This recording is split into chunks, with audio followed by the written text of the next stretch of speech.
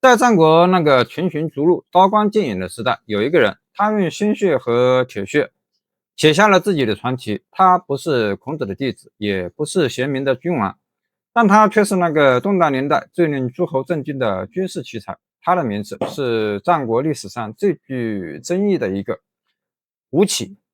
吴起，战国初期魏国人，是那个时代著名的军事家，与兵圣孙子齐名，世称孙吴。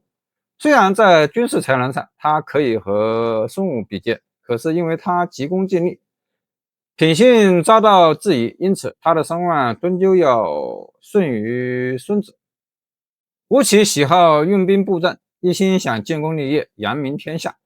他年轻的时候，家中衣食无忧，相当富足，但是他不甘于一生平淡，于是到处游说，以求在仕途上有所发展，以至于耗尽了家财。为此，乡邻都嘲笑他。吴起恼羞成怒，竟杀了30多个笑话他的人。杀人后，他为了逃脱追究，就逃出魏国，向东跑去。在和母亲告别时，他咬着自己的胳膊，言之决绝，说如若自己不能任相拜亲，就不再回魏国。这以后，他拜到孔子的学生曾参门下学习。不久后，他母亲去世，吴起终是没有回魏国奔丧。他为功名富贵不顾孝道，曾参对他的品性颇为鄙视，于是和他断绝了师徒关系。吴起又周游各国，学习兵法，后来就到了鲁国，奉侍鲁军。公元前412年，齐国发兵进攻鲁国，鲁军想任用吴起为将军，但是吴起的妻子是齐国人，因此鲁军不能完全信任他。吴起一心想成名，不想错过这次机会。为了表明自己不会倾覆齐国，就毅然杀了自己的妻子，撇清和齐国的关系，史称杀妻求将。终于，鲁军相信了他，并任命他为将军，率军与齐国作战。吴起在军队中严格要求自己，对待兵士却非常宽容，能够与士卒们同甘共苦，因此很得军心。将士们都愿意为了他拼死一战。吴起率领鲁军来到阵前，没有马上和齐军开战，而是先向齐军示弱，表示愿意谈判和解。同时故意在中军安排了些老弱残兵，齐军被假象蒙蔽，真的以为鲁国军队残弱，害怕他们了，因此轻敌懈怠。这时吴起才率领精锐，出其不意地向齐军发起猛攻。齐军完全没有准备，仓皇应战，一触即溃，损失惨重，鲁军大获全胜。吴起立下汗马功劳，深受鲁军青睐，这引起了鲁国群臣的嫉妒。于是他们拿他杀妻求将一事做文章，对鲁军说：吴起这个人多疑而残忍，为了功名利禄，连自己的妻子都杀了。鲁国国小，战胜的名声一旦传扬开来，势必引来各国觊觎。再说鲁国和魏国是兄弟之国，鲁国启用吴起就是背弃魏国，使鲁魏关系破裂。鲁军听了这番话，也对吴起起了疑心，最终委婉地拒绝了他。吴起离开鲁国，听说魏文侯贤明，就凭着自己的本事去游说他任用自己。魏文侯向大臣李悝征求意见，问吴起的为人如何。李悝对吴起的品性也颇有微词，说他贪慕虚荣，且是个好色之徒，但也非常肯定他的军事才能，说他用兵的才能超过了司马穰苴。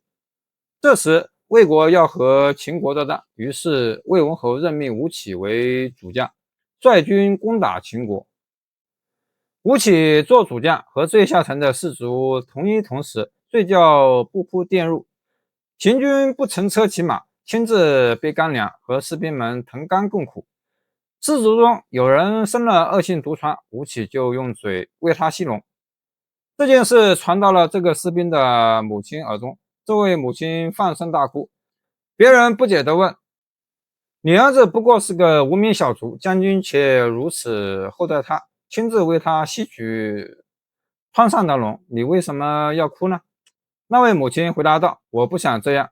早先他的父亲生疮，吴将军就曾为他息农，为此他的父亲在战场上勇往直前，直至战死。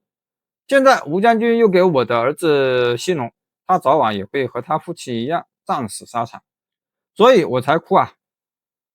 吴起得到了士卒的拥护，士兵们在战场上能为他奋勇杀敌。在和秦国作战中，吴起率军一连攻下5座城池。魏文侯见吴起善于用兵，就任命他为西河（今陕西河阳一带）的守将，抗拒秦国和韩国。后来魏文侯去世，他的儿子继位，是为魏武侯。吴起继续效力于魏武侯，武侯曾与吴起泛舟西河，船顺流而下，行到中途，武侯流连山水之间，不禁称赞起山河的壮美，地势的险要，认为这是魏国至宝。吴起却列举历代占据险要地势却亡国的君主，认为国家的长治久安在于君王的德政，并非据守天险。魏武侯连连称是。吴起镇守西河期间，本着兵不在多而在精，因此他治军严格，赏罚分明，同时减轻士兵的负担，深得军心，勤于练兵，大大提高了战斗力。他的军队很快成为魏国的精进之师，攻取秦河西地区的临晋（今陕西大荔东）、原里（今陕西陈城南）2城，进占秦之河西地（今黄河与北洛河南段间地），设置西河郡，吴起任郡守。公元前389年，秦魏阴晋之战中，吴起以少胜多，用5万魏军击败了50万秦军，使魏国势力大增，成为战国初期强大的诸侯国。吴起在西河任守将，凭着战功赫赫，赢得了很高的威信。魏国选相，很多人都以为必会是吴起，最后却选中了贵气重臣田文。田文死后，公叔任相，公叔忌惮吴起的才能，便设计使武侯对吴起起了疑心。吴起害怕武侯会降罪于他，便离开了魏国，到了楚国。楚悼王对吴起的才干早有耳闻，因此吴起一到楚国就被楚王任为相，主持楚国变法。吴起裁撤多余的官吏和公族，用节省下来的钱粮供养兵将，楚国很快强大起来，向南平定了百越，向北兼并了陈、蔡，并击退了韩、赵、魏的扩张，向西讨伐了秦国。各诸侯国都害怕楚国过于强大，加上吴起的变法，又使不少公族贵戚的利益受到损害，引来了他们的记恨。公元前381年，楚悼王去世，公族贵戚们见吴起没了靠山，就立刻兴兵作乱，攻击吴起。